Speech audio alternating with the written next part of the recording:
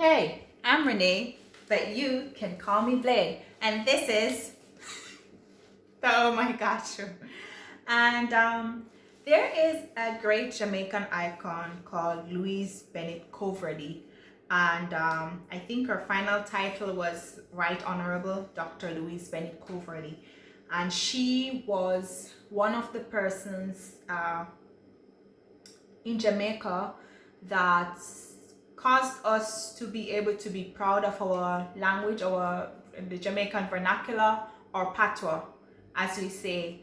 And growing up, my first introduction to the stage, I think, besides quoting scriptures in church or doing some things reciting stuff for Sunday school in church, was the Louise Bennett poems. When I started going to primary school and high school, and then we had to learn them for whatever occasions. And my first Louise Bennett poem that I learned was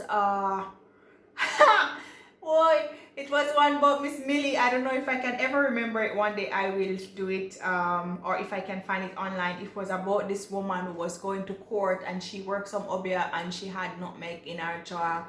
And oh my gosh, I just remember it now that I'm trying to do the video. Amazing. So that was like my first introduction to doing Miss Louise Bennett poem. And also, nowadays it's cool to talk patois, and everybody's like, yo, bread and butter later, wagwan, this and that. But when I was growing up, it was kind of embarrassing to speak patois. And I've had situations, even in my high school, we were not on the book supposed to speak patois. We were supposed to speak English during school hours. We could use patois if we were doing like acting or drama, and but otherwise we were supposed to speak English. Of course, most of the kids didn't care, like they still use patois if they wanted to, but me, Renee, I always want to try to do the straight and narrow. So I think in high school I mostly spoke English, and I did patois when I did poems or whatever. And the funny thing is, when I travel, and sometimes like, you know, tourists or some random people from some other countries, and they're like, you basically like to hint to me that I don't sound Jamaican enough, or because I don't speak patois. But I don't like to speak patois to people who are not Jamaican. Sorry, it's just me, because I feel like you cannot understand what I'm saying, and so I would automatically switch to English if you are not going to understand what I'm saying anyway. And then I also found out that the Jamaican accent that foreigners love is more like the male Jamaican accent, and of course sometimes I am expected to sound like people like Vibes Cartel or some crazy stuff like that. And it always, not every time, but sometimes it brings me back to the moment where it was embarrassing and we were made to feel badly about our language. And I do remember that it was this lady, Miss Lou. So every single Jamaican person knows Miss Lou, and most of us would have either been raised to repeat or recite her poems. We do it for occasions, functions, competitions, or obviously you would have at least heard it growing up. So yeah, so we're all proud of this lady. So whenever somebody is giving me a hint like, you don't sound Jamaican enough, or you don't sound, your patois is not as, I don't know, like it's not as how they expect it to sound. Obviously there are many different people in Jamaica, and there's still variations of our accent, because we're people, we're individuals, and all of us are taught English, and that's technically our first language, and that's how we are taught in school. And I think it's no shame to know English or patois. Some of us, we interchange them, we use them how we want it. And I always think to myself, like, would you ever see someone who is from France, born and raised in France, and assume that the person doesn't know French for some random reason? So I always be like, yeah, I don't have to fake my accent to please someone or something like that. So whenever I think of this now, where people want to hear the accent and they're excited to hear the accent, and they think it's cute that you will speak patois, and they want you to say stuff that sounds like the Jamaican that they want you to sound like. You need to sound like the Jamaican that they want you to sound like. So if the accent is not on point, you better fake that Jamaican accent. Sometimes I'm like, do I need to fake my own accent? But yes.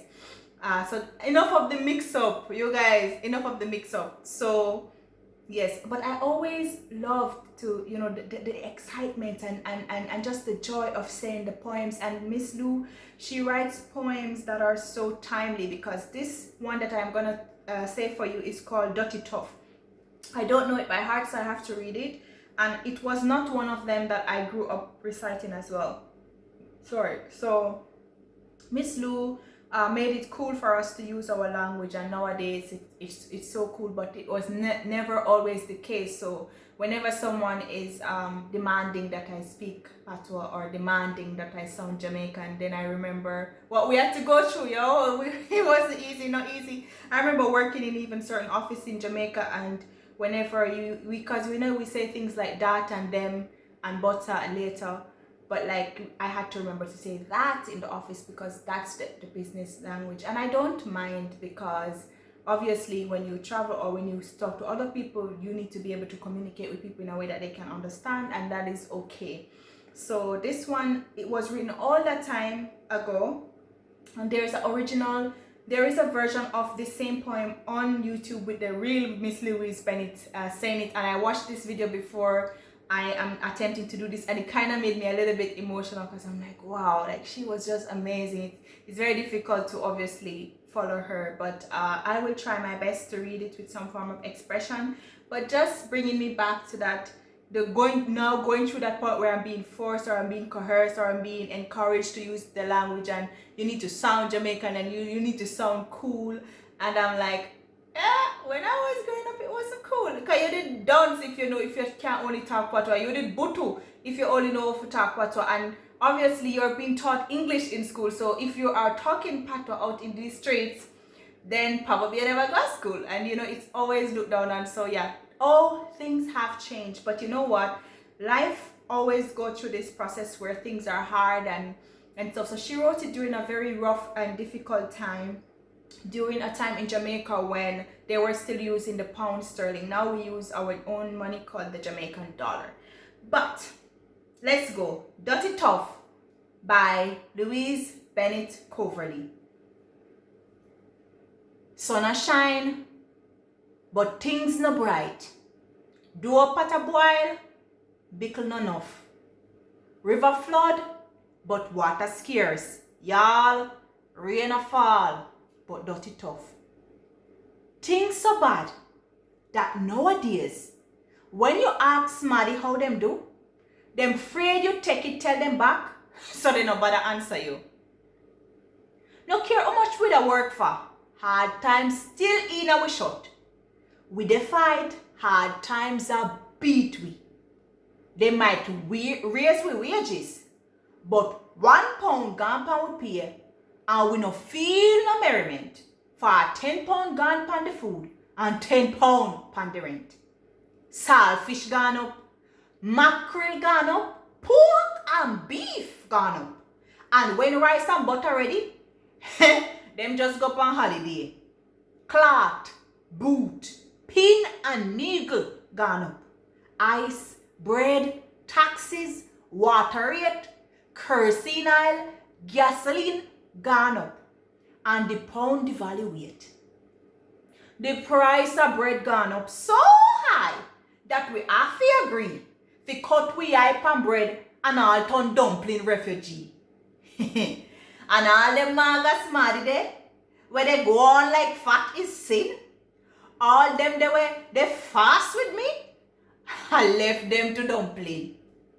Sun a shine and pot a boil, but things not bright, pickle no enough, rain a fall, river a flood, but water scarce and dirty tough.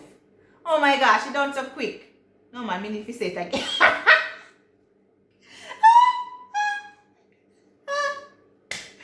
Me need to say it again, me like it. Me like it.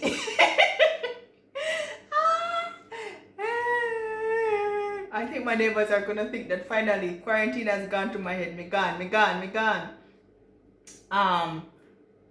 Yeah, me just already tell us saying dirty tough. Sun a shine, but things not bright. Do a pot a boil, bickle no enough. River flood, but water scarce. Y'all, rain a fall, but dirty tough. Things so bad that nowadays, When you ask somebody how them do, them afraid you take it on them, tell them back, so they no bother answer you. No care how much what they work for. Hard times still in our shot. With a fight, hard times are beat we. They might raise our wages, but £1 gone pound we pay, and we no feel no merriment. For £10 gone pound with food and £10 pound with rent. Saltfish gone up, mackerel gone up, pork and beef gone up. And when rice and butter ready, they must just go on holiday.